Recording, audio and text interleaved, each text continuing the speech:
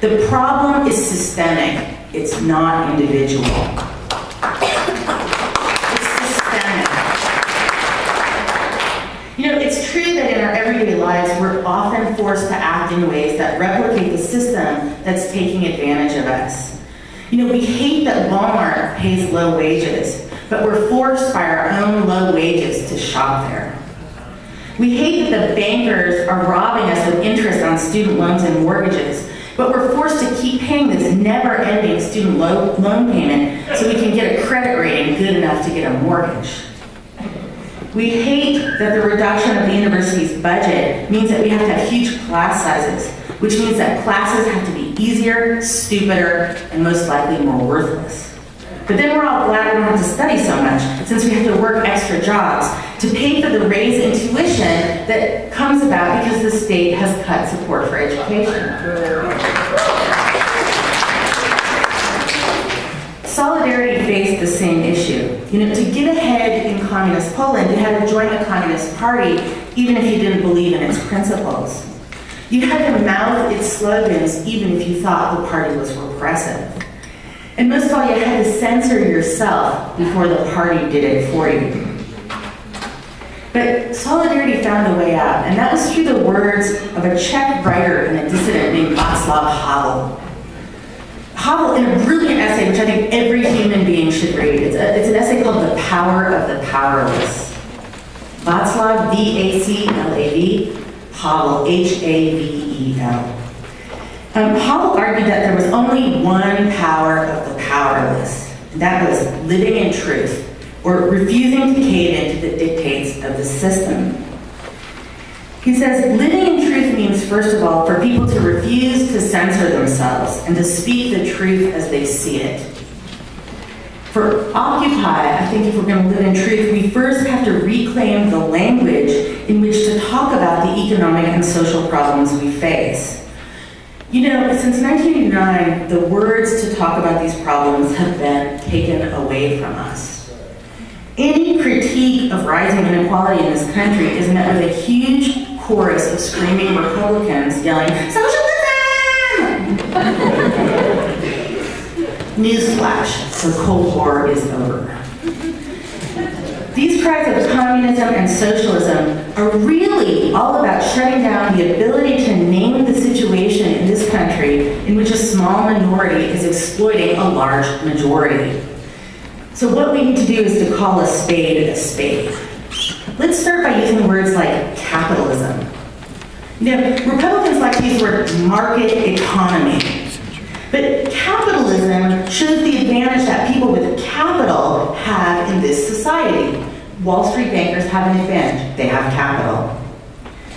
Let's take back the word inequality. You know, contrary to popular belief, or at least popular belief of a year ago, this is not a country made up entirely of a middle class in which everybody's equal. We no longer have equality of condition. That is, we aren't ending up equal. But more importantly, we don't even have equality of opportunity anymore. We don't all have the same chance in this society to succeed. Let's use the word inequality openly.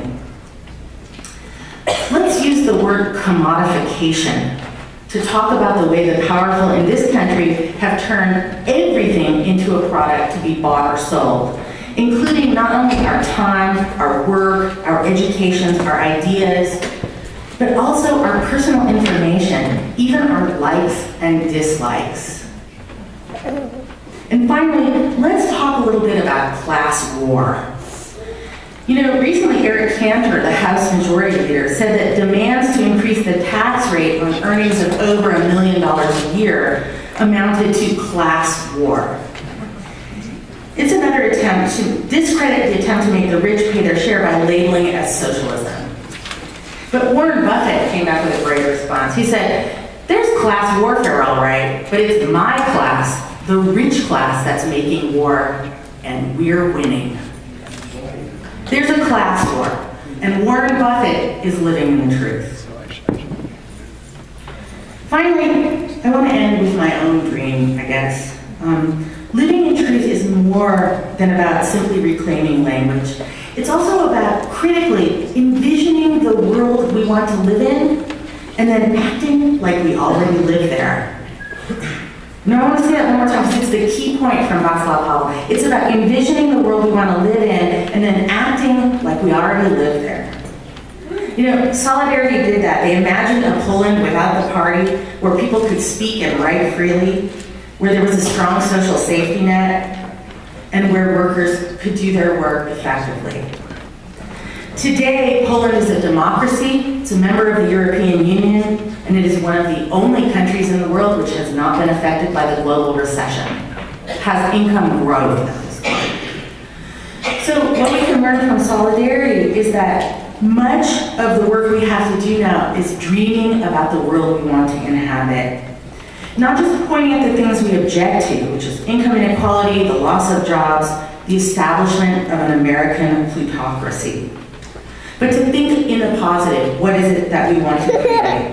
And I know that Occupy Denver has done a lot of that work. Creating a library, feeding homeless people because we're in this together, creating a community. But I hope that we can continue this conversation, hearing more about what they're doing and adding our own dreams. And I hope that tonight we can kick off the conversation about what kind of a University of Colorado we want to inhabit. You know, for me, I hope that CU can be a place where we do more than create labor to fill jobs for investors.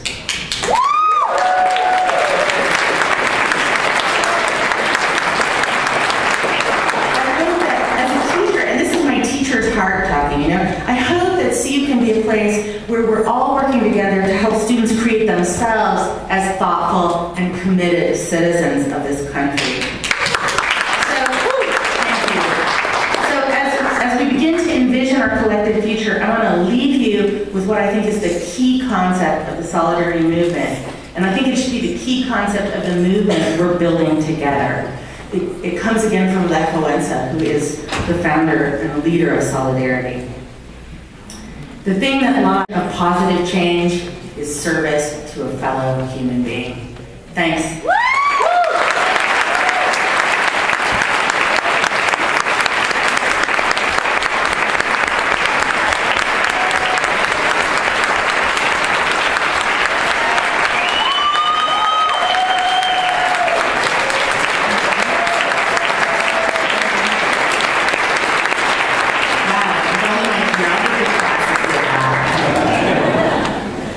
Okay, that was a great talk, and unfortunately we are quite behind schedule. Some of the speakers have other obligations, so we only have time for a few questions. I'll talk fast. I actually just kind of have a direct response to the Solidarity. There are websites creating solidarity across the world. There is Occupy, there is Occupy Together, there is Occupy Love, and there is being more and more created to create solidarity across the world, not just America. Super, that's awesome to know. Thank you. Yeah, I would suggest that one problem is absolutely necessary. You need to hold your local peace across and if you don't do that, I don't think the movement's going to go anywhere ever. Yeah, I really agree with you, but I agree with you that we need to think about the functioning of the police and the courts in this society. But instead of talking about holding people accountable, which is punitive, let's talk about envisioning substantive justice, right? Creating actual justice in this country, regardless of your income status or your place of origin. So, you know, thinking about doing things like overturning the Alabama immigration law, in which police are harassing people who have come to this country legally or in an attempt to contribute to our economy is going to be really important.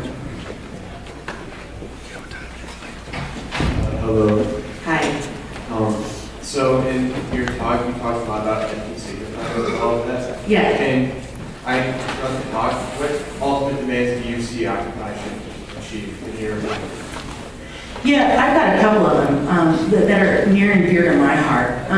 One of them, of course, there are the basics. Like, for example, we need to make sure that corporations are not people, and that we all have an equal chance, regardless of our income, to